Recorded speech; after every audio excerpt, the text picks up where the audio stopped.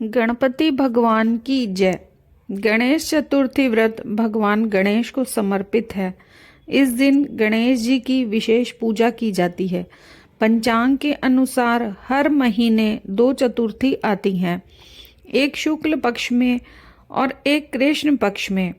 हर महीने पड़ने वाली कृष्ण पक्ष की चतुर्थी को संकष्टी चतुर्थी कहा जाता है, जबकि शुक्ल पक्ष की चतुर्थी को विनायक चतुर्थी कहा जाता है। संकष्टी चतुर्थी व्रत की महिमा। नारद पुराण के अनुसार संकष्टी चतुर्थी के दिन व्रती को पूरे दिन उपवास रखना चाहिए। शाम के समय संकष्टी गणेश चतुर्थी व्रत की कथा को सुनना चाहिए। संकष्टी चतुर्थी के दिन घर में पूजा करने से नकारात्मक प्रभाव दूर होते हैं। इतना ही नहीं, संकष्टी चतुर्थी की पूजा से घर में शांति बनी रहती है, घर की सारी परेशानियां दूर होती हैं। गणेश जी भक्तों की हर मनोकामना को पूर्ण करते हैं। इस दिन चंद्रमा को देखना शुभ माना जाता है। सूर्योदय से शुरू होने वाला संकष्टी चतुर्थी व्रत चंद्र दर्शन के बाद ही समाप्त होता है। ये व्रत नियमानुसार ही संपन्न करना चाहिए, तभी इसका पूरा लाभ मिलता है। इसके अलावा गणपति बप्पा की पूजा से यश, धन, वैभव और अच्छे स्वास्थ्य की प्राप्ति होती है। पूजा विधि। गणेश संकष्टी चतुर्थी के दिन प्रातःकाल स्नान आदि करके व्रत लें। स्नान के बाद गणेश जी की पूजा आराधना करें। गणेश जी के मंत्र का उच्चारण करें, पूजा की तैयारी करें और गणेश जी को उनकी पसंदीदा चीज़ें जैसे मोदक, लड्डू और दूर्वा घास चढ़ाएं। गणेश मंत्रों का जाप करें और श्री गणेश चालीसा का पाठ करें और आरती करें। शाम को चंद्रोदय के बाद पूजा की जाती है। अगर बादल के चलते चंद्रमा नहीं दिखाई दे तो पंचांग के हिसाब से चंद्रोदय के समय में पूजा कर लें। शाम की पूजा के लिए गणेश जी की मूर्ति के बाजू में दुर्गा जी की फोटो या मूर्ति भी रखें। इस दिन दुर्गा जी की पूजा बहुत जरूरी मानी जाती है।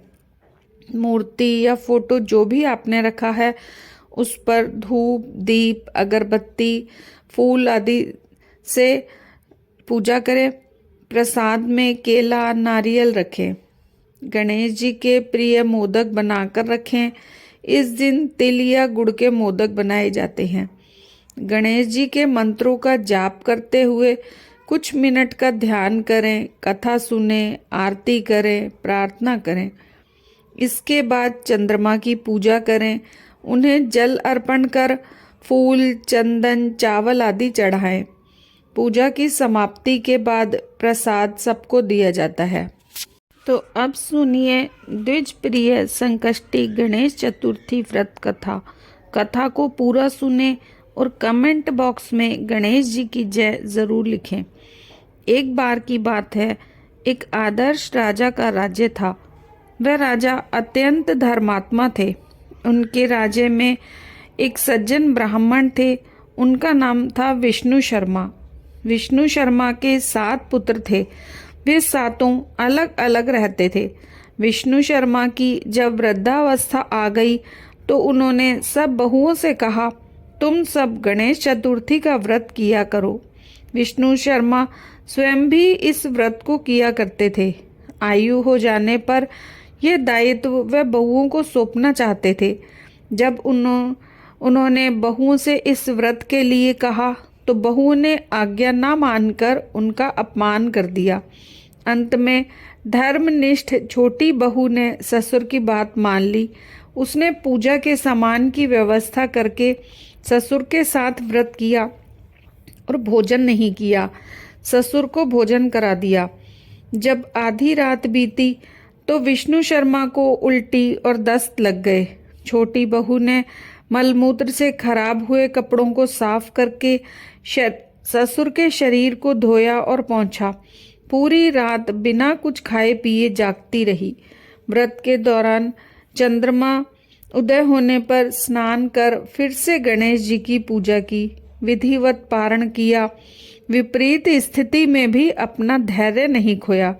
पूजा और ससुर की सेवा दोनों श्रद्धा भाव से करती रही। गणेश जी ने उन दोनों पर अपनी कृपा की। अगले दिन से ही ससुर जी का स्वास्थ्य ठीक होने लगा और छोटी बहू का घर धन धान्य से परिपूर्ण हो गया। फिर तो अन्य बहुओं को भी इस प्रसंग से प्रेरणा मिली और उन्होंने अपने ससुर से क्षमा मांगते हुए फाल्गुन कृष्ण संकष्टी गणेश चतुर्थी व्रत किया और साल भर आने वाली हर चतुर्थी का व्रत करने का शुभ संकल्प किया। श्री गणेश जी की कृपा से सभी का स्वभाव सुधर गया।